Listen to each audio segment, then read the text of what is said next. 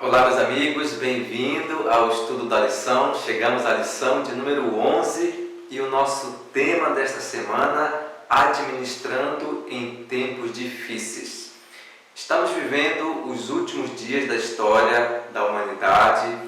Cristo está muito próximo de voltar e cada minuto, cada hora que se passa, as coisas vão ficando mais difíceis.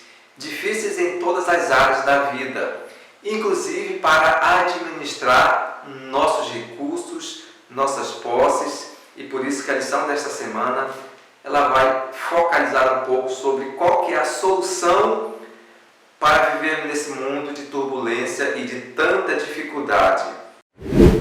A lição de domingo, ela coloca assim: colocando Deus em primeiro lugar. Tem uma história aqui interessante que está lá no livro de 2 Crônicas, capítulo 23 e o verso 4. A história narra da seguinte forma: Josafá, o rei de Judá, foi cercado pelos inimigos. E quando você é cercado pelos inimigos, não tem outra solução a não ser se render aos inimigos. Mas Josafá, ele não quis se render, pelo contrário, ele buscou a Deus. Ele buscou a Deus porque ele sabia que em Deus estava a solução para o momento difícil em que ele se encontrava. Vamos ler aqui o verso 2 Crônicas 23, versos 3 e 4, diz assim: Então Josafá teve medo e se pôs a buscar ao Senhor e apregoou um jejum em todo o Judá. Judá se congregou para pedir socorro ao Senhor. Também de todas as cidades de Judá veio gente para buscar ao Senhor. A primeira atitude que temos que fazer diante das dificuldades é buscar a Deus, é se consagrar a Deus, é orar a Deus, é buscar na sua palavra e é jejuar também. E foi isso que Judá fez. Ele convocou um jejum e o milagre aconteceu.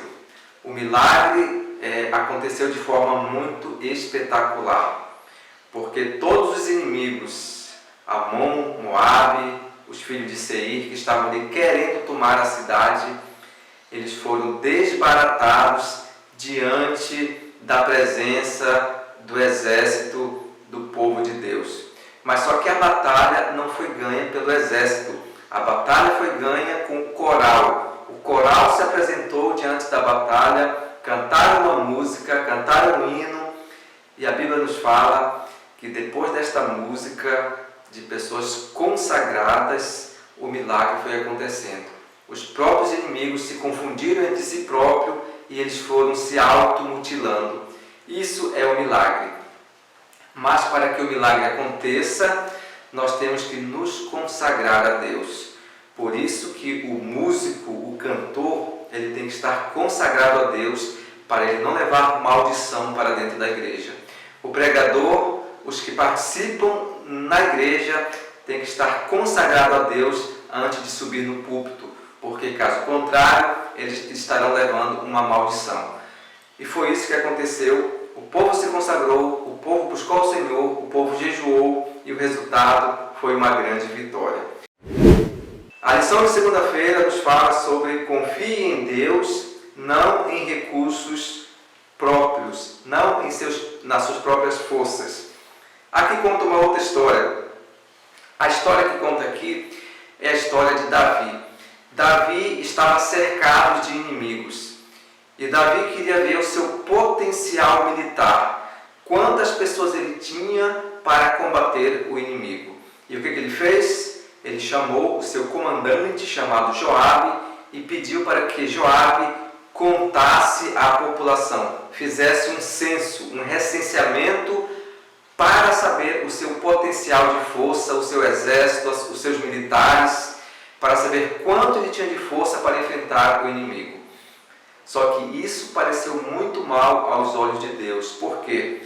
Porque a força de um exército não se mede quando a pessoa busca a Deus pela quantidade de soldado e de carros que aquele país tem, mas sim enquanto eles estão buscando a Deus.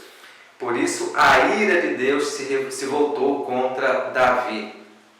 E olha só o que diz aqui. 1 Crônicas 21, de 1 a 2, diz assim: Então Satanás se levantou contra Israel e incitou a Davi a levantar o censo sobre Israel. Disse Davi a Joabe e aos chefes do povo: Ide levantai o censo de Israel, desde Beceba até Dan, e trazei-me a apuração para que eu saiba o seu número. Por mais que Joabe questionasse o seu chefe, nada o convenceu a ele mudar de ideia. E Joabe foi obrigado a contar o exército, quantas pessoas tinham ali apto à guerra.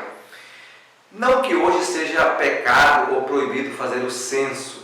Quando o IBGE ele passa na nossa casa para saber a quantidade de pessoas, para saber as informações de um país, hoje no Brasil é muito diferente daquela época, porque a informação que o governo quer hoje, fazendo o censo, o recenseamento, contando as pessoas, é para extrair informações sobre o índice de desenvolvimento humano, a quantidade de pessoas, mas não para sair para a guerra, para saber ali a escolaridade, faixa etária, se a população está envelhecendo ou não, enfim. Era muito diferente da época de Davi. E quando uma nação ela começava a contar a sua população, ela estava querendo medir o tamanho da sua força e da sua potência. E foi por isso que a ira de Deus ela se foi contra Davi, porque Davi deixou de confiar em Deus para confiar no seu exército. Houve morte, houve um preço a pagar, porque Davi não deveria ter tomado essa atitude. Quantas e quantas vezes nós também fazemos dessa forma? Nós confiamos nas nossas posses, nos nossos talentos, no nosso diploma, na nossa conta bancária. Existem muitas pessoas prepotentes, arrogantes. Por quê? Porque elas confiam naquilo que ela tem. Só que um dia essas pessoas irão pagar um alto preço, porque não é desta forma que se mede a potência e a força de uma pessoa, mas enquanto ela está buscando a Deus no seu dia a dia. A lição de terça-feira: tempo de simplificar, tempo de reduzir o patrimônio, tempo de doar, tempo de contribuir, tempo de eu tirar das minhas posses e investir na pregação do Evangelho para amenizar a dor e o sofrimento de muitas pessoas, para amenizar a fome dos necessitados, para dar abrigo aos que não têm abrigo, para dar roupa aos que não têm roupa. Esse é o objetivo de Deus para nós hoje, nesses últimos dias que nos resta aqui na terra, porque de nada adianta uma pessoa acumular patrimônio se tudo será destruído. Isso beira a loucura. Olha só o que diz o livro Conselhos sobre Mordomia, página 44, diz assim: é agora que nossos irmãos deveriam reduzir o seu patrimônio em vez de aumentá-lo. Estamos prestes a nos mudar para um país melhor, o país celestial. Não devemos proceder, pois, como quem quer habitar confortavelmente sobre a terra, mas ajuntemos nossos pertences ao menor espaço possível. Por incrível que pareça, as pessoas estão fazendo o contrário. Claro que nós devemos lutar e batalhar para ter nossas posses, nossas propriedades, nossa casa própria. Enquanto estivermos nesse mundo, temos que ter um certo conforto, mas o grande problema são aqueles que querem acumular bens, patrimônios e coisas mais do que necessitam, enquanto que muitas pessoas estão precisando e estamos vivendo os últimos dias da história desse mundo, onde tudo será destruído. Ainda existem cristãos que leem a Bíblia todo dia e que estão com foco em ajuntar patrimônio. Essas riquezas servirão apenas para a sua desgraça, porque no dia da perseguição, ou a pessoa ela largará tudo, deixará tudo para trás, ou ela abandonará a sua fé e o seu Deus dali em diante será a sua posse. Esse é o fim trágico de muitos cristãos que estão focados nos bens materiais desse mundo, em acumular riqueza, porque estas pessoas estão perdendo o foco da eternidade.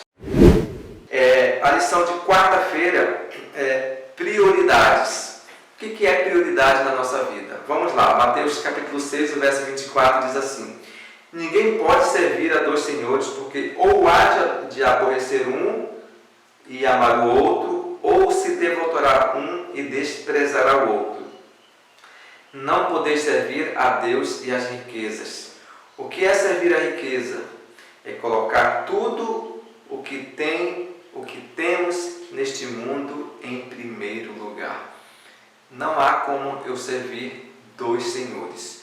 Ou eu estou de um lado, ou eu estou de outro. Toda vez que nós damos prioridade, toda vez que nós estamos enraizados, apegados às coisas desse mundo, certamente Deus está muito triste nos dizendo: filho, você me abandonou, você está escolhendo as coisas desse mundo, o mundanismo, em vez da sua salvação. Esse, meus amados, é o mundo em que nós vivemos hoje. O triste fim de muitas pessoas vai estar enraizado, arraigado à sua propriedade, a seus bens, a seu talento, a tudo que ela adquiriu aqui nesse mundo, sem contribuir nada com ninguém, sem favorecer nada, sem dar a sua generosidade para tantas pessoas que precisam e que estão perecendo e que precisam de um conforto, pelo menos para se manter vivo até Cristo voltar. Quinta-feira, ninguém poderá comprar nem vender. Apocalipse 13, 17 diz assim: para que ninguém possa comprar ou vender, senão aquele que tem a marca, o nome da besta ou o número do seu nome. Compra e venda, essa é a coisa que mais nós fazemos no nosso dia a dia, porque nós não vivemos sem comprar e nem vender hoje. E quanto mais propriedades nós temos nesse mundo, mais necessidade nós temos de comprar e vender. O consumo é a alma que gira em torno do mundanismo. O consumo é tudo que existe de mais perverso no mundo em que nós vivemos. Temos que consumir para sobreviver, temos que comprar e vender para que a nossa subsistência nesse mundo possa se perpetuar até Cristo voltar. Mas vai chegar um dia, meus amados, em que a prática de compra e venda será uma decisão de vida ou morte, salvação ou perdição. E quanto mais coisa a pessoa acumular nesse mundo, mais ela vai estar focada em comprar ou vender. Só que o comprar e vender, em algum momento da nossa história, vai estar atrelado à marca da besta. A marca da besta. E nós vamos ser sustentados por Deus. É Deus quem vai guiar os seus filhos nos últimos dias em que vivemos aqui nesse mundo. E aqueles que não querem abandonar a prática da compra e venda, certamente a vida destes vai estar atrelado à marca da besta. Porque compra e venda, em algum momento futuro, vai estar atrelado à perdição das pessoas. Quanto mais coisas eu tenho, quanto mais negócio eu fizer, quanto mais riqueza eu tenho aqui nesse mundo, eu estou mais enraizado e a minha prática de compra e venda, ela vai estar atrelado a tudo aquilo que o inimigo colocará como um laço para destruir aqueles que estão mundanizados pelas coisas desse mundo. Então, por isso que não esqueça de Apocalipse 13, verso 7, vou repetir: para que ninguém possa comprar ou vender, senão aquele que tem a marca, o nome da besta ou o número do seu nome. Meus amados, que Deus possa nos abençoar, que tudo que nós temos possa ser para a honra e glória de Deus. Que Deus te guarde e te abençoe, e que as nossas posses, nossos bens possam servir para honrar a Deus, para amenizar o sofrimento das pessoas, e que nós possamos ser uma bênção, possamos ser o sal da terra, a luz do mundo, enquanto estivermos perpetuando nesse mundo. Um abraço e até semana que vem, com o nosso próximo estudo.